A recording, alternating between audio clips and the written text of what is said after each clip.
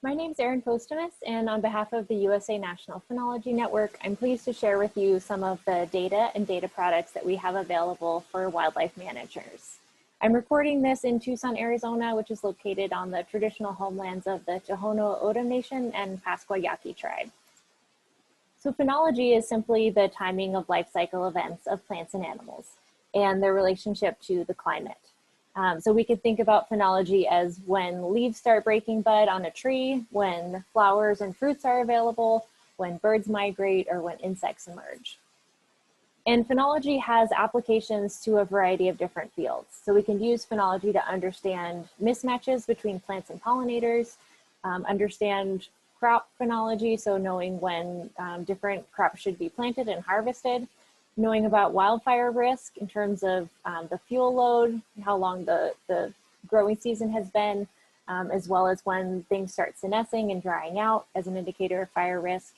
Allergy season, knowing about when pollen is being released. And then also invasive plants and animals, so knowing when a plant might be green enough to spray with herbicide, or knowing when an animal is transitioning to a different life cycle stage to treat it, such as different forest pests. The USA National Phenology Network was established back in 2007.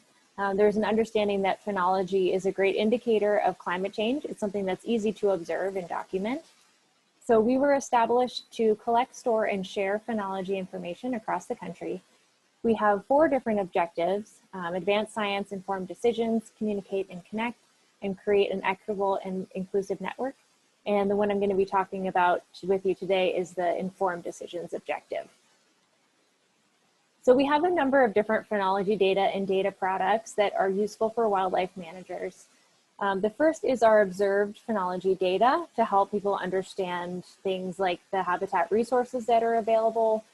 We also have data on the animals themselves. We also have an indicator of spring leaf out and bloom. And we have phenology forecasts that predict invasive plants and insect pest life cycle stages. With our observed phenology data, these are data that are collected through our Nature's Notebook program. This is a citizen and professional science program that has been around since 2009. We have a number of different species that observers can collect data on, and we have a suite of different, what we call our Nature's Notebook campaigns, which are focused efforts where we ask people to observe species that are of particular interest to natural resource managers and scientists. This here in the middle is an example of one of our data sheets. So we ask our observers to record a yes or a no for different life cycle stages. And this really allows us to get at when a life cycle stage first starts happening. So our observers are reporting no records in addition to the yes records. And so we can really pinpoint the onset of different phases. Observers can record data on paper data sheets that they then put on the website, or they can use our mobile application and report data directly in the field, which also the app works offline as well, so they can do it in places without service. We have over 18,000 people that have submitted data from across the country at 14,000 sites. We have over 22 million records, and all of these records are freely available for download and use on our website. These data have been used in over 90 peer-reviewed publications, and we have 68 different data products that we've developed. So to give you an example of what this data looks like, here's an example from one of our campaigns called Flowers for Bats. This is an effort in collaboration with the Fish and Wildlife Service to document the nectar availability for species used by the lesser long-nosed bat in Arizona and New Mexico. This bat migrates up from Mexico in the springtime and has its breeding season here in the Southwest before it returns back south in the spring. So what we're interested in is knowing when nectar is available and whether these species that are used by the bats are changing their phenology over time. So to give you an example, for this year, we have a number of different species that are used by the bat, including saguaro, represented by the green. And you can see that those are the first to flower of the plants used. And then the agave species are flowering later in the spring and the summer. We also have a lot of data on deciduous trees. And this is a graph looking at deciduous maples that are located in the northeastern United States. We have 5 different years represented on the graph. And this kind of information is pretty useful for looking at when the trees first start leafing out in the spring. That's correlated with when a lot of caterpillars and other insects are using those leaves, which is very important for migratory birds. So you can see that the differences in when leaf out happened in those different years. And you can see that it's slightly different for the different years here. So I mentioned that all of the data are freely available. This is one of the tools we have to help you access the data. You can create a filtered data set, filtering for species, years, locations, and we have a number of different data types that you can download. So you can download our status and intensity, which is our raw data, so in the format that it's entered by our observers. We also have a number of summarized formats of the data to help you really make it more easy for you to access and use the data. The second data product I wanted to tell you about is our index of spring leaf out and bloom. These maps that we have available are based on models that were created based on a 50-year data set of early season plant leaf out and bloom. And this includes lilacs and honeysuckles. And these species, because they were very widely distributed across the country, allowed the model developers to really get an understanding of when these early season plants first start leafing out and blooming based on the temperature conditions in each location.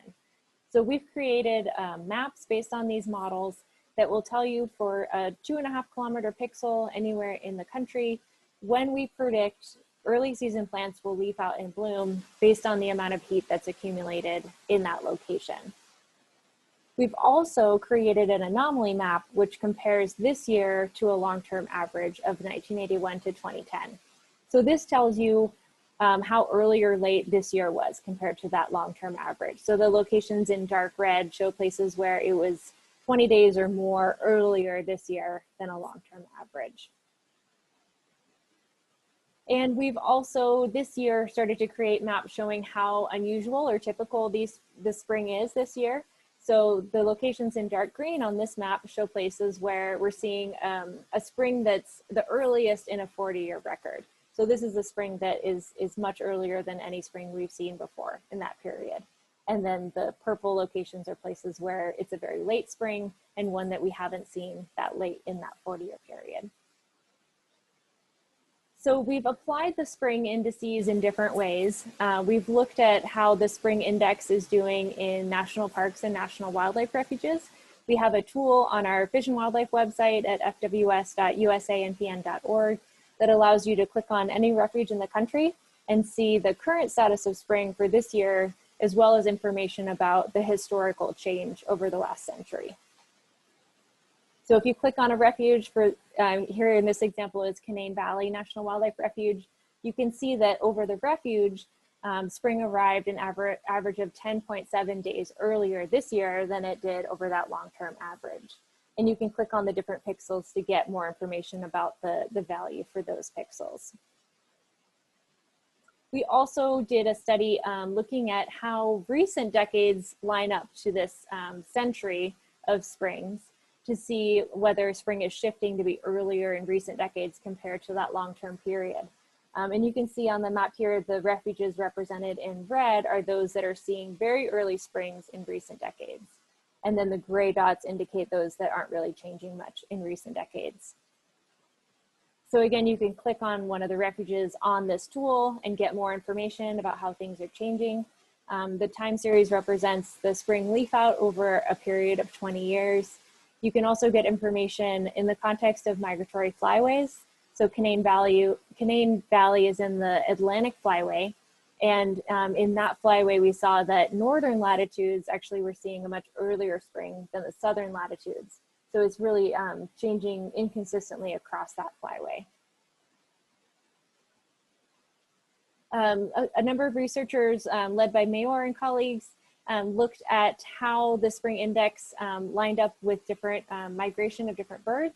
So this study found that there are a number of different birds in the eastern United States that didn't seem to be keeping up with the shifts in earlier springtime. So you can learn more about that in the species in the article there referenced. The third data product that I wanted to share is our Pheno Forecasts.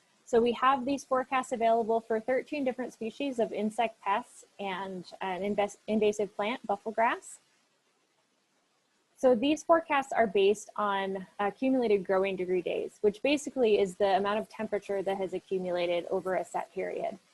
Typically, we're using January 1st as our start date and a 50-degree base temperature for different insect pests. So what we've done is we've taken different thresholds for insect pests. So typically these are published in the cooperative extension literature, and people have discovered what's the temperature threshold above which an insect will transition from one life cycle stage to another. So in this example for emerald ash borer, we're looking at a 450-degree threshold for adult emergence. And so the areas in yellow on the map are showing locations where we predict adults are emerging. And this was as of March 30th of this year. And we've also created a couple more bands to give people more lead time on knowing about when that threshold is going to be reached. So we actually have bands that tell people that they're 2 to 3 weeks out, 1 to 2 weeks out, and 7 days or fewer out from that threshold being reached at their location. And people can sign up for forecasts. So they can enter their zip code and receive an email notification 2 weeks out and 1 week before we expect that threshold to be reached. We also have a validation effort. So it's another Nature's Notebook campaign where people can tell us what they're actually seeing on the ground, which we can then use to improve the forecasts. So I invite you to visualize and download the observed phenology data that we have available on our website, and also explore the start of spring maps and the phenology forecast that we have available. So I look forward to connecting with you during the conference, and you're welcome to email me as well if you'd like to connect more about how to use these products. Thank you.